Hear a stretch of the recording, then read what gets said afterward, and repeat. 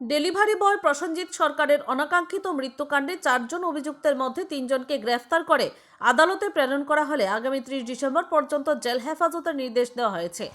ঘটনার বিবরণে জানা যায়, অতি সম্প্রতি ডেলিভারি পার্সেলের ওটিপি সংক্রান্ত বিষয় নিয়ে প্রসেনজিতের সাথে সঙ্গীতা ভট্টাচার্যের প্রথমে বাগবিতণ্ডা হয়। এরপর সঙ্গীতা ভট্টাচার্য, সুস্মিতা ভট্টাচার্য, সৌরভ ভট্টাচার্য এবং মেধাদীপ ভট্টাচার্য ও পিউধর এরা সম্মিলিতভাবে প্রসেনজিতের কর্মস্থলে এসে তাকে মারধর করে। একটা সময় এই মারধরের ভিডিও মোবাইলে ধারণ করে সামাজিক মাধ্যমে ভাইরাল করা হয়। এর কিছুক্ষণ পর বাড়ির পাশেই প্রসেনজিতের ঝুলন্ত দেহ উদ্ধার হয়। এই পরিপ্রেক্ষিতে সম্মিলিতভাবে প্ররোচনার পরিপ্রেক্ষিতে এই আত্মহননের ঘটনা হয়েছে এই দাবি সামনে এসে গোটা রাজ্য জুড়ে প্রতিবাদ ক্রমান্বয়ে দীর্ঘায়িত হচ্ছে। অবশেষে পুলিশ সকল অভিযুক্তদের গ্রেফতার করতে না পারলেও 3 জনকে বহিরাজ্য থেকে গ্রেফতার করে। গোটা রাজ্যের মানুষ বিভিন্নভাবে দাবি করছে তদন্তক্রমে দোষীদের দৃষ্টান্তমূলক শাস্তি প্রদান করতে হবে। Bureau report, Tripura news Bangla. Biswajit Das, APP in-charge, north Tripura Dharmanagar.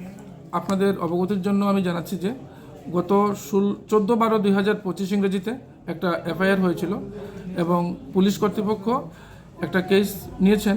কেসটার number হচ্ছে 122 ধর্মনগর 2025। পুলিশ এখানে 4টি ধারায় মামলা নিয়েছেন। 329-4, 115-2, 103-2 এবং 3-5 ভারতীয় ন্যায় সংহিতা।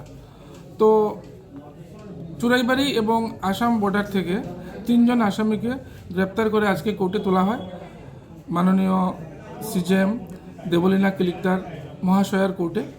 এবং 3 জন আসামির নাম হলো সঙ্গীতা ভট্টাচার্য, সুস্মিতা ভট্টাচার্য এবং সৌরভ ভট্টাচার্য।